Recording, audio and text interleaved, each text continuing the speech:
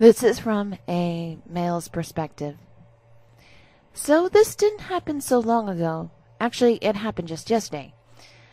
I have had encounters with this guy before. Let's call him Uno. So, Uno and I don't have the best classmate relationship. He objectifies women at my school a lot, and I'm actually the first guy he seems to be oddly interested in. Needless to say, it's uncomfortable. He doesn't look like the regular Neckbeard, since he is pretty tall, especially much taller than me, slim, and I'd even say handsome. But he does have a neckbeard and tries to bring some anime or hentai in every conversation he talks about. So I wasn't actually pestered when class started. I was doing my own thing with the project we had to do. I was in my own world for most of the classes. But in the end of the class, I started to talk to a classmate behind me. She had some good ideas, and I wanted to ask her for help. As I did so, he walked over and just interrupted our conversations. Uno, is that a collar? Side note, I love to wear collars. Not only that, but I'm also in a BDSM relationship with two guys, so wearing a collar was not too uncommon for me. Plus, I enjoyed pastel collar styles a lot. Me. Yeah. Anyway, Uno, aren't you kinky? Me. Uno, I'm talking here. Could you please leave me alone? Uno leans over the table, biting his lip. God, I want you. At that point, I got uncomfortable. The class ended anyway, so I made my way to leave, throwing away papers I did not need. But, of course, he followed me. Uno, are you a furry? Why do you wear that collar? Me, I'm not a furry. I just like the collar style and I'm into pet play. If you seriously haven't noticed already, you follow my Instagram. Uno, I did not see it as important until now. I was about to pass him to leave, but kept on going on in front of me. I was not able to leave, and we were the last ones left. I started to get a bit scared. I may be a guy, but I have never been in a situation like that before. He steps closer and continues to ask stupid questions. I tell him I'm uncomfortable and that I want to leave. He just shrugs and moves closer. He seriously sees nothing wrong with the situation. And then he asks, he grabs me by the collar and just pulls me in closer to his face. If this was not him and rather one of my boyfriends, I would have been thrilled. Uno, you are so cute like this. Be my bitch pet. At that, I actually got pretty mad and opened the collar as well as getting out of his grasp. Since he is so tall, I get down on all fours before he can react and crawl out from under his legs. And took running. He did follow me and continued to say things like, "Oh, come on, pet, please." I just ignore him and walk out. I have never experienced this before and hope I will never again. Update. He and I have talked. He has apologized. I'm still very careful around him, but he rather seems to be more subtle. Still sexualizes me, but not more than petting my thigh or head. I have had it worse, so I'm glad he has apologized. Also, if my boyfriends have gotten way more protective. Hi, this is probably my first time talking about this story on the internet. It haunts me like the plague and makes my skin crawl. It all happens in one school year. This is one of the two neckbeards that harassed me during middle and high school. Characters: me, Trish, huge DMC fan, very tall, and this is weird to type, curvy up top. Alpha of my friend group, made up of mostly beta video game kids. Goth art nerd, freshman at the time of the story. Azuna, my ex-best friend, small, petite, and a huge SAO fan. Met her my second year of the South. Slightly on the spectrum and took support classes at the time. Eventually moved schools. Loves to write. Karas, my boyfriend, shorter than me by a few inches, probably 5'9" or so, or a nerd. His favorite movie is The Exorcist right now. Also an art nerd. Long hair and loves metal. Zombie mode. ZM, the neckbeard of our story. Taller than me by maybe 3 inches or so, 6'3", large in the middle, sweaty, buzzed hair, and covered in acne. Was a senior at the time, in Writers Club. Eris, ZM's previous target. Short, petite, very pretty, loves to write, and had a boyfriend in college at the time. She was also a senior. Now that the characters are established, time for the story. I moved from the South to the Midwest in middle school and was homeschooled for a year. I started at a school I walked to almost every day unless it was storming or snowing in 8th grade, and continued for almost my whole high school career. In freshman year, I did not have anyone to sit with at lunch, so I was ready to sit alone. 2 people approached me, Eris and ZM.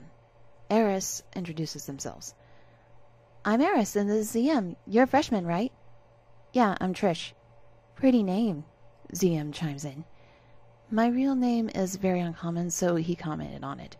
They told me they were seniors and how it was tough to get through high school alone, so Eris took me under her wing as her freshman, a joke between all the upperclassmen to help any newbies by calling them their children, before ZM could. Lunch was in the middle of math class for me, so after that I would go back to class where I sat next to Karas. I asked him out right before he started doing homeschooling instead of public school, private stuff. He said yes, and we've been together since. But ZM really tried to change this. I told him and Eris all about my plan. I was leaving him notes on his desk since I was too shy to talk to him and see if he liked me from there. Eris cooed over how cute it was. ZM tried to convince me it would not work. I did anyways. After Karas and I were officially dating, I tried harder to take care of myself, showering consistently, wearing clean clothes, makeup, perfume, and such. ZM did not like this.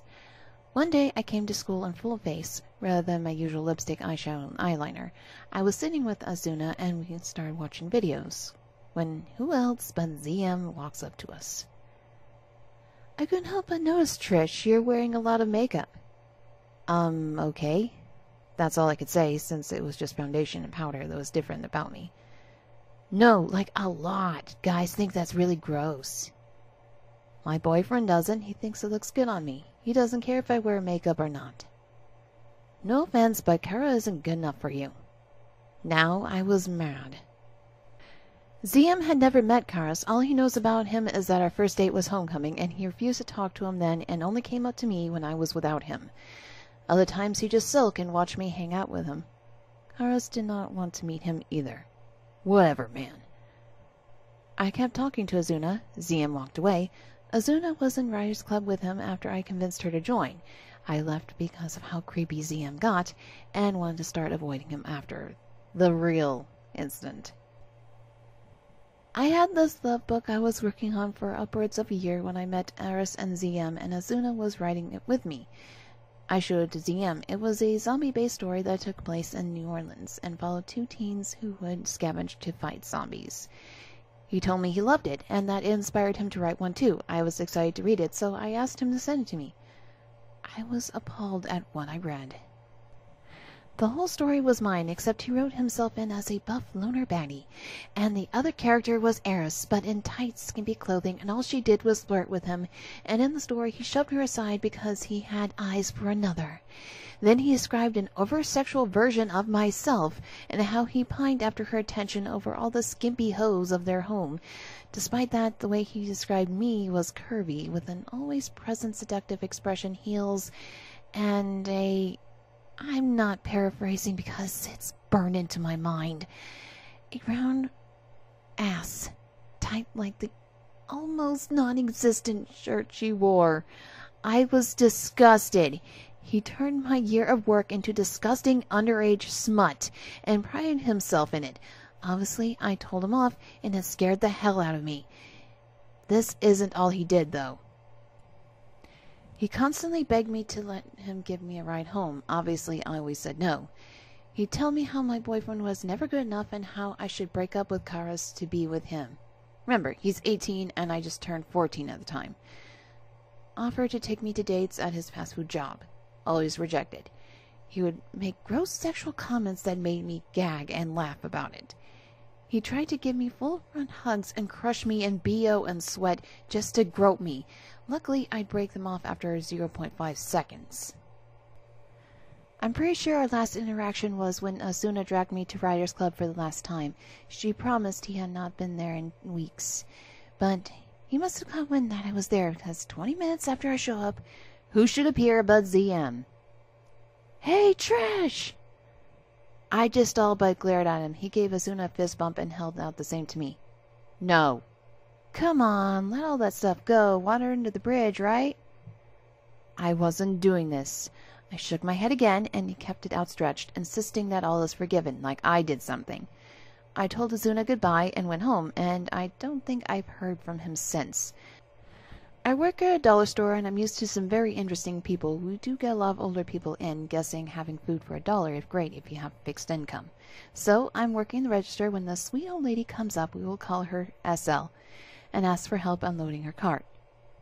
No problem. I do it all the time. That's when I see what she has. This woman had 10 bottles of mouthwash, 4 tubes of toothpaste, and 15 bottles of men's body wash. I was super confused, so I asked her what it was all for, thinking that she was going to give it to some people in her community. People do this a lot, will buy lots of basic living necessities and then give them to homeless people or people who live near them who are unable to get out.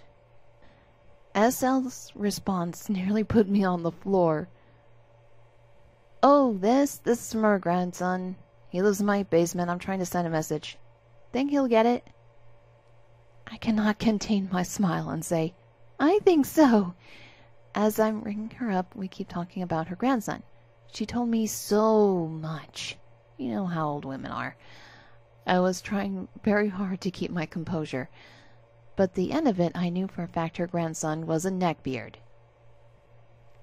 From what she told me, he is 25, has been living with her for 3 years now after his parents kicked him out. He only drinks Mountain Dew, and he lives on his computer. I let her talk just because I love hearing all the things she has to say about her grandson. She never said anything mean, and in fact was very concerned about him not having a job, his weight, and other things. I tell her that everything will work out and to keep pushing him, trying to encourage her. She pays, we say goodbye, and I take my break. I needed a moment to process what had just happened. So, yeah. Neckbeard's grandma came into my store, told me about her grandson, and then left making me feel so much better.